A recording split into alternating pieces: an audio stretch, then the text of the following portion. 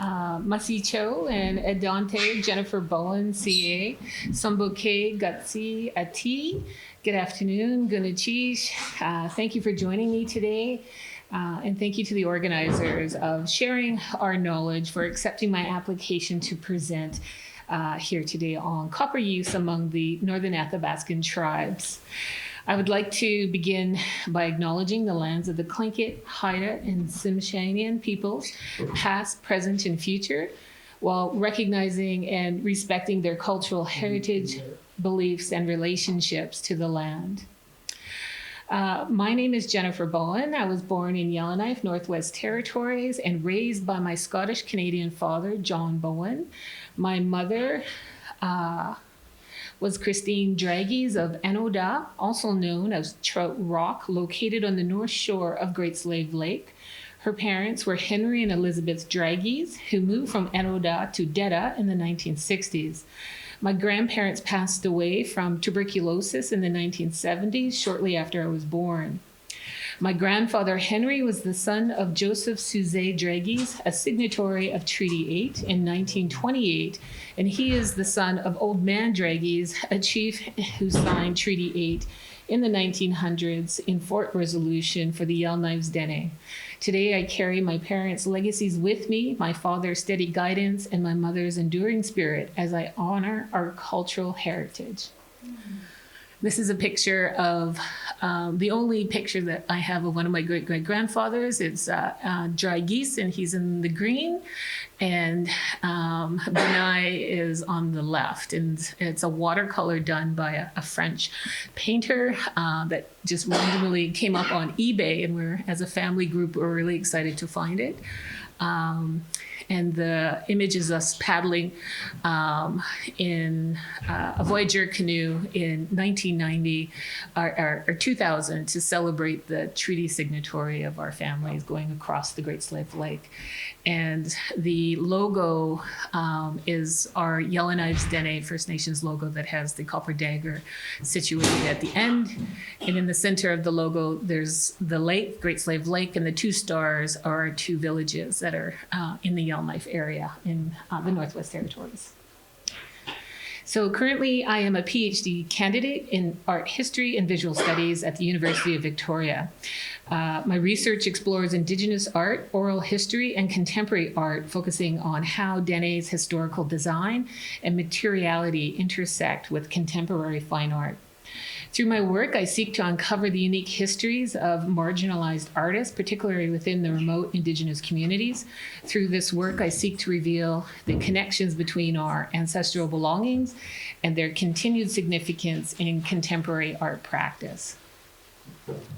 Today, I will focus on the use of copper by the Northern Athapaskan people, specifically looking at the copper dagger that serves as a window into the cultural, economic, and technological life of the subarctic Indigenous communities. The Northern Athapaskan dagger holds a unique place in the history of Northern Canada. Yet since its collection, the memory of these daggers has nearly vanished from the visual memory and oral history of the Dene people. As an Indigenous researcher, I began to ask questions about what happened to our connection to the copper. For many of us, the devastating impacts of residential schools have strained family relationships, eroded cultural knowledge, and severed ties to our oral history. These schools took our cultural historians, and the trauma they endured led to further loss of our parents to alcoholism and addictions, deepening the disconnection from our roots. The impacts of colonialism and residential schools created significant gaps in our community history, particularly in understanding our relationship to objects like the Northern Athapaskan copper dagger. Today, the Yellowknives Dene's connection to the dagger has almost entirely faded away from our community memory. Through my research, I aim to recover records and images that can help my community and other Athabaskan communities reclaim and redefine their connection to the rich copper trade and craftsmanship that was once flourishing among the Northern Athapaskan tribes. To better understand this connection, I have turned to settler and colonial texts, exploring how these external accounts and records reflect and document the significance of copper within the Northern Athabaskan culture and how it shaped the history and traditions of these communities. If anybody has questions while I'm reading, you guys can interrupt me. That's fine. Oops. There are 26 distinct nations within the Northern Athabaskan linguistic region, each in its unique relationship to the history of copper and knives. Northern Athabaskan is a linguistic term that links Northern Indigenous peoples together based on their language and geographic connections. While their geographic region is vast, their populations are surprisingly sparse in comparison. Northern Athabaskans inhabit the subarctic regions of Western Canada, parts of Alaska. Still, their reach also extends along the Rocky Mountains and down the Pacific coast into the southern United States. The Southern Athabaskan tribes are the Navajo and Apache in the southwestern United States. My research hasn't revealed a strong connection between the Southern Athabaskan and copper. They are renowned for crafting flint knives and their rich tradition of silver jewelry, pottery, and tapestry. I briefly acknowledge the broader context of migration embedded in the academic history of Northern and Southern Athabaskan tribes. My interest in the Northern Athabaskan dagger began long before my time at the University of Victoria. It was ignited during a community canoe trip that reshaped my understanding of our culture, community, and landscape, which has defined us for generations. We paddled from Detta to Fort Resolution across Great Slave Lake, retracing the path of our great-grandfathers made in the 1900s to sign Treaty 8 with Canada. After a long day of paddling, one of the paddlers leapt from the canoe onto the untouched beach. With the edge of his paddle, he quietly carved an image of us paddling on the blade of a knife in the sand. This quiet yet powerful gesture was the moment I first truly connected with the dagger, not just as a symbol on our band logo or as a name of our community, but as a living connection to our history. At that moment, my curiosity and our community's history of copper mining and crafting was sparked, setting me on the path I follow today. Reclaiming cultural traditions like this canoe trip and other land-based opportunities, along with participating in community building events, plays a crucial role in reconnecting us to our heritage and strengthening the bonds within our community, ensuring that these traditions live on. My research began slowly, rooted in community through conversations with friends and colleagues about the copper knife embedded in our nation's identity. While most people in the community know our copper history, they rarely go beyond recognizing how we once used copper to make tools and knives. In conversations with my mother, she had no context for the traditional methods or uses of copper, nor did she know how to make fire or travel on the land. From there, I began searching for daggers in museum exhibits. I found daggers in Whitehorse, Dawson City, Juneau, Fairbanks, Vancouver, Victoria, and now Sitka. These visits often left me wanting more information and inspired me to embark on my academic journey, where I began piecing together the complex history of our copper history. For the Northern Athabaskan tribes, copper was more than just a resource. It was a vital link to their cultural identity and quality of life in the subarctic. What makes Northern copper so unique is its purity. Unlike copper found in other parts of the world, native copper is almost pure, meaning it requires minimal processing. It was collected along lakes and rivers in its natural form, a nugget or a dendritic mass resembling a tree. The Athabaskan people use cold hammering techniques, pounding copper with stone or bone tools to shape it. This process, which required no smelting, allowed the people to produce durable and functional essential items for their essential daily life. So these are two watercolors that I came across in my research. One is of the Hare Indians from Fort Franklin. These are settler names. It's Fort Good Hope now. And the one on the left is the one and only image I have of a Yellowknives Dene wearing a dagger around his neck. You can see it tied on a string. And it was done by Sir George Back, who was a naval officer for the Hudson Bay and the British explorers when they came through our territory. And this was like one of the only images I have that connects Yellowknives Dene visually to the dagger. So I was really excited about finding this. It was excluded from a lot of Canadian historical texts because I think of the French representation of the blue and white hat, and there's more instead of that British visual narrative. So I was really surprised to come across it as like the last page in his book that wasn't included in a lot of the history books.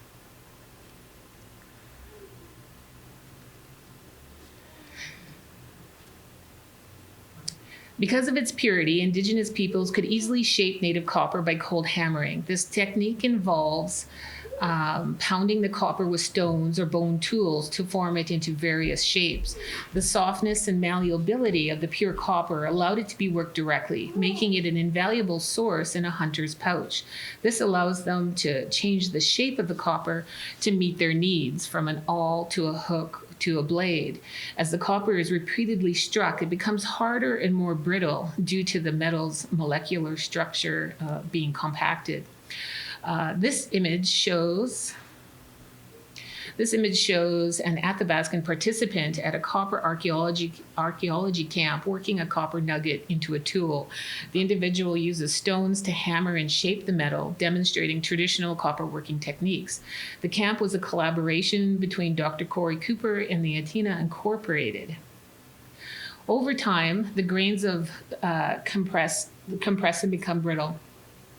To repair it, it is placed in a bed of hot coals that returns it to the original molecular structure, allowing the maker to continue to work on the piece. In my archival research, I found a newspaper clipping in the Vancouver Daily from 1941 that noted the Yellowknives Dene steeped their blades in boiling caribou blood to harden them.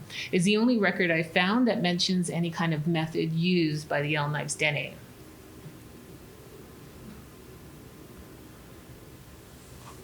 Even though copper itself is common globally, finding native copper in its pure form is much rarer. Most of the copper we find on Earth is mixed up with other minerals like sulfates and oxides, and it takes a lot of work to extract and purify it. But you can find pure copper deposits in a few places, especially in the circumpolar north. Researchers have identified sites where copper was sourced historically by Northern Athapaskan tribes. The copper and white rivers that flow in Alaska and the Yukon, the Copper Mine and Great Bear Lake in the Northwest Territories in Nunavut. However, the most significant deposits of native copper found in North America are located around Lake Superior. Some of the largest and richest native copper deposits were discovered in this area, making it an essential resource for Indigenous peoples who've lived near those sites.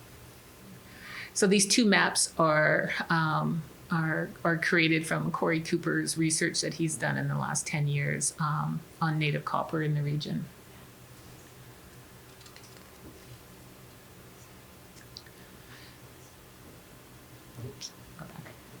So there are two types of copper sources found in the north. According to Dr. Corey Cooper at the Prudhoe University, copper in the Copper and White Rivers is produced from basaltic lava.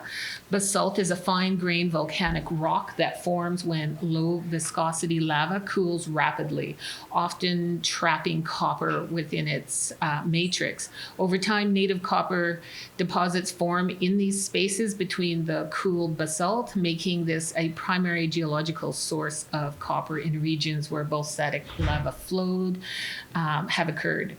The other type of copper typically found around Copper Mine River and the Great Bear Lake comes from glacial till, a different geological process. Glacial till is unsorted sediment left behind by the glaciers.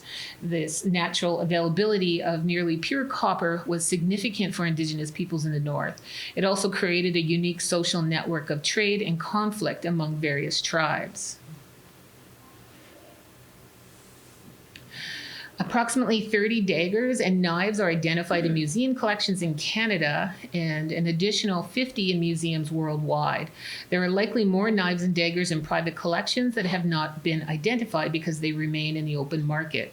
This dagger is located in the Canadian Museum of History. It is dated between the 1700s and 1906.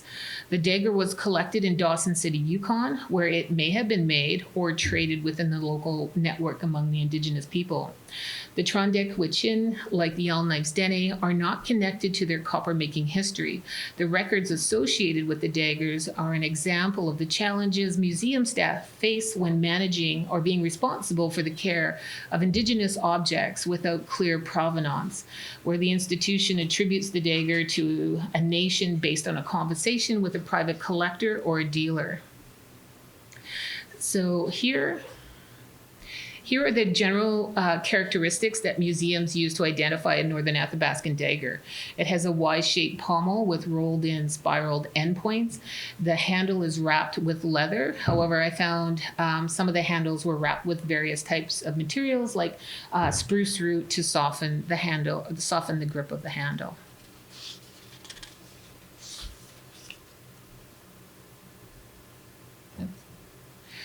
The trade of the copper between the Inuit, Dene, and coastal groups was a complex interaction shaped by both cooperation and conflict. The Dene in the Northwest Territories primarily gathered copper along the Coppermine River, where the Inuit also sourced copper. The two groups both valued the metal for ceremony, tools, and weapons. However, the competition over these resources sometimes resulted in conflict, tension, and hostilities, reflecting the challenges of resource scarcity in the region. The trade relationship between the Tlingit and the Dene are associated with the Eyak and Atina tribes neighboring the Tlingit. Trade was based on exchange of valuable resources, with interior Dene providing copper. In return, the Tlingit, who had access to coastal resources, traded items like fish, shells, and other goods from the Pacific Northwest coast. The trade with the Tlingit created an extensive network among the Northern Athapaskan tribes to access coastal resources. These trade relations were vital for the exchange of resources and also fostered cultural connections between interior and coastal groups. In 2016, the latest archaeological discovery of a copper endpoint was found in the melting alpine ice patches along the Alaska and Yukon border on the north slope of St. Elias mountain range. Researchers found what they named the JBUL21:1, a copper endpoint secured by babiche and sinew lashed on a barbed hunting arrow made of copper antler. The cold climate of the alpine ice patches helped preserve the organic materials, which rarely survive intact. The radiocarbon dating of the end blade dates to over 936 years old, with approximately 22 plus or negative years. When the researchers tested the copper, they found it to be 97.8% pure copper. The endpoint looks very similar to the dagger, except the endpoint has a single center bevel versus the two in the contact period daggers. The end blade also has two tempered edges, like the dagger. These discoveries are exciting and prove that Indigenous people in the North have worked with metal for a very long time. The end blade was found in the traditional territory of the Carcross Tagish First Nation and the Kwanlun Dun First Nations in the Yukon.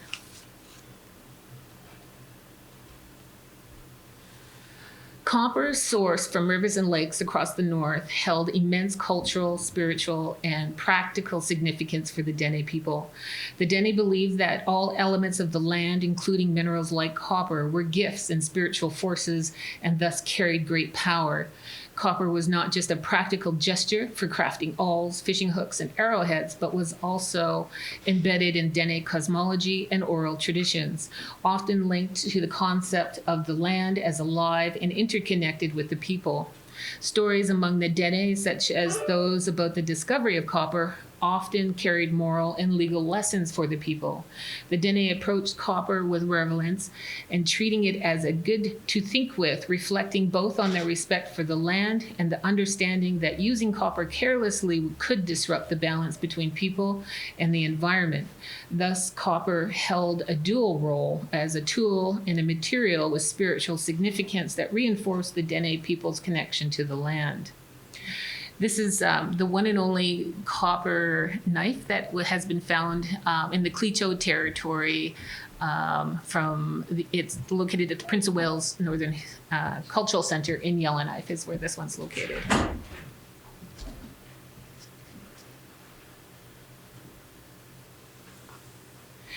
Due to the limited access to oral history, much of my research involves searching the archives to uncover stories about copper in the North. I started to find short stories of copper connected to Dene women, told from a variety of different sources and communities.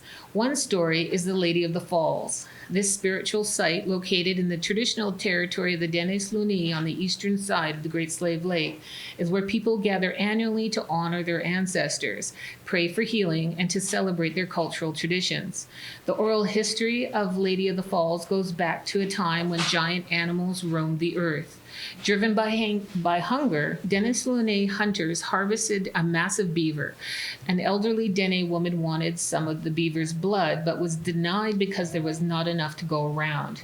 When her people moved on, she was left behind. The Creator asks the woman to remain for eternity, covered in rock near modern-day Perry Falls.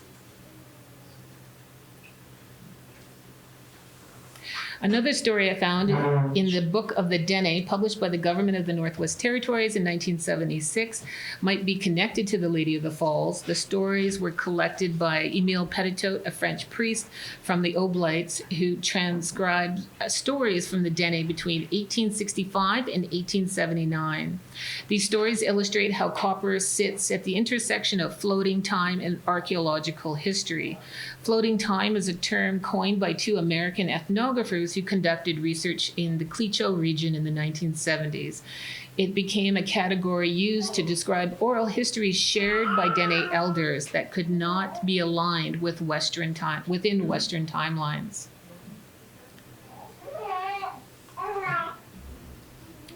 One of the stories in this book is the woman of metals, which was shared to Petitot by Yellowknives Dene in the 1800s, late 1800s. Recounts the story of a Dene woman kidnapped by an Inuit man, but eventually escapes with the help of an Arctic wolf. The wolf guides her across an underwater esker over the sea to higher lands. Along the way, she discovers copper, which she collects. Upon returning to her people, she finds that they have forgotten her. In an effort to prove her value, she offers them the copper she found.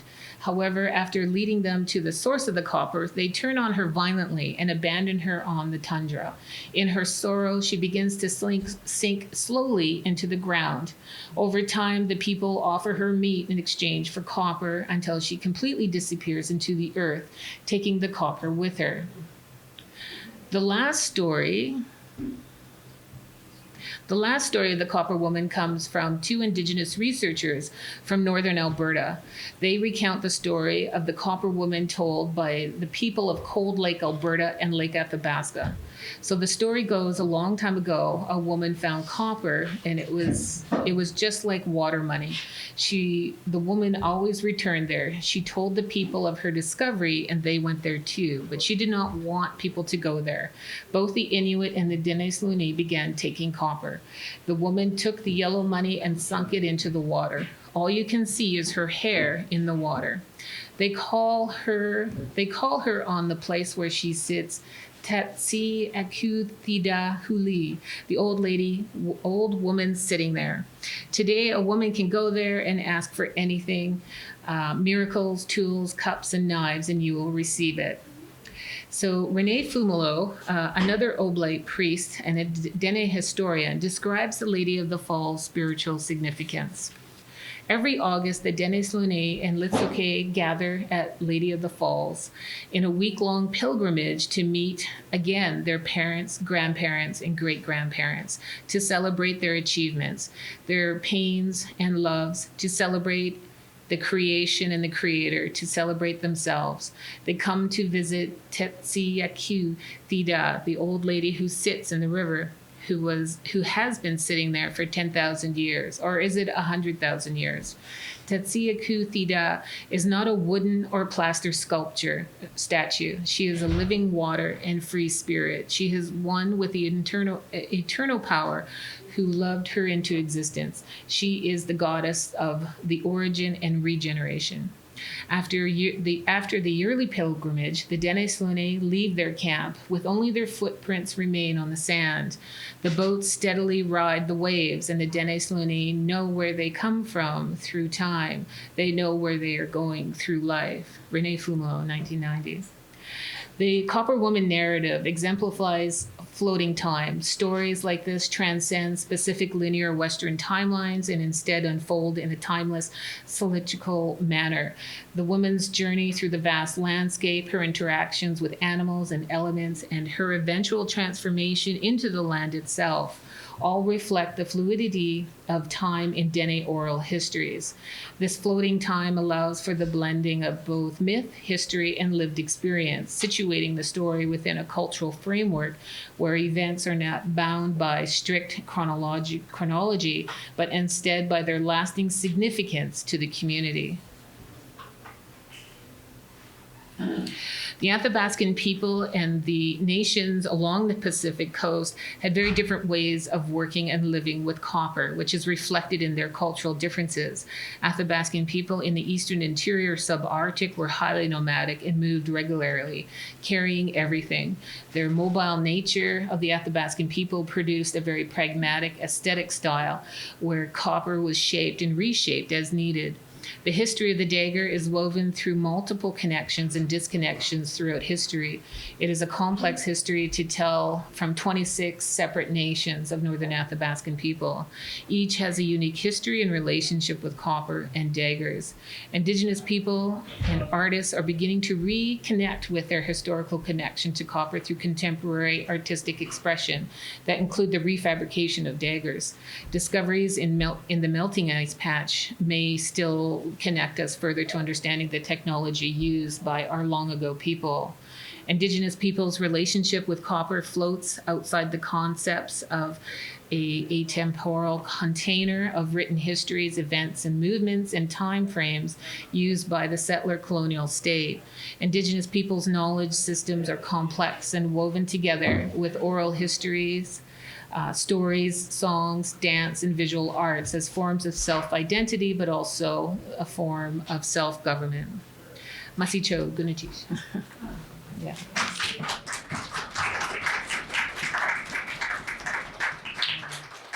Just a note on this image. This is work that was done by the Dene Nation in the late 1980s and 1990s of our traditional trails in all of our communities. So it's a very powerful image. Yeah.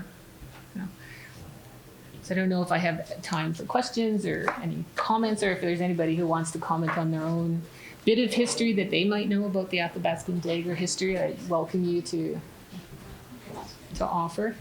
Yeah. Yeah. Have you come across copper in all its different forms in your own studies? What do you mean by forms? Like, have you seen it actually the way it used to be found in the natural, in the wild? No, I've spent a lot of time up in the tundra around our area, and we always keep our eyes open for things. But yeah, I haven't actually found one, but I have held copper and touched it, and I spent some time in the Yukon and connected with the copper makers in that area, Brian Walker, and there's a carving group that has a lot of young people working with copper there, so connecting with the different artists. Yeah, thank you. So.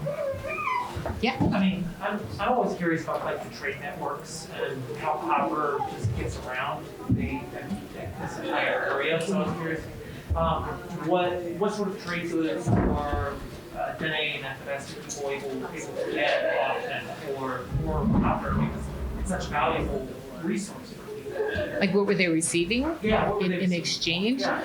I mean, the copper that from what I understand from the Northwest Territories, it was very sacred. So we haven't found a lot of archaeological evidence other than that one dagger that I had shown there.